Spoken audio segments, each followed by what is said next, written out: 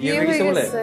হ্যাঁ, এখন কি দরকার ছিল তার বিয়ে করার? তাহসানের বিয়ে নিয়ে মন্দিরের বিস্ফোরক মন্তব্য। বাংলাদেশের জনপ্রিয় গায়ক ও অভিনেতা তাহসান খান সম্প্রতি দ্বিতীয়বারের মতো বিবাহ বন্ধনে আবদ্ধ হয়েছেন, আর এ নিয়েই শুরু হয়েছে নানান আলোচনা ও বিতর্ক।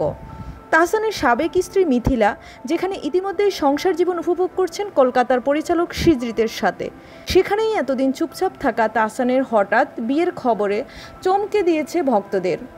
আর এই খবরের মাঝেই প্রকাশ্যে এলো একটি তীব্র মন্তব্য। তাহসান কেন বিয়ে করলো, দরকার তো ছিল না।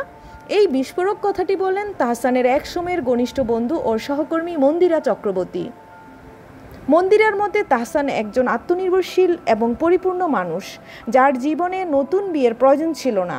তার আরও মন্তব্য, একাকিত্ব মানেই খারাপ কিছু নয়, অনেক সময় একা থাকাই বেশি শান্তির। এই মন্তব্য ঘিরে সামাজিক যোগাযোগ মাধ্যমে শুরু হয়েছে তুমুল আলোচনা।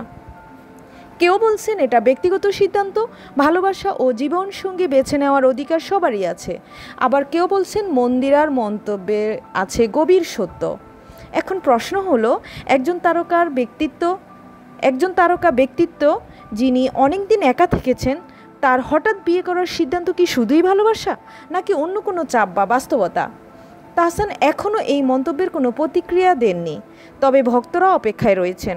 হয়তো সামনে তিনি নিজেই মুখ খুলবেন সব কথা।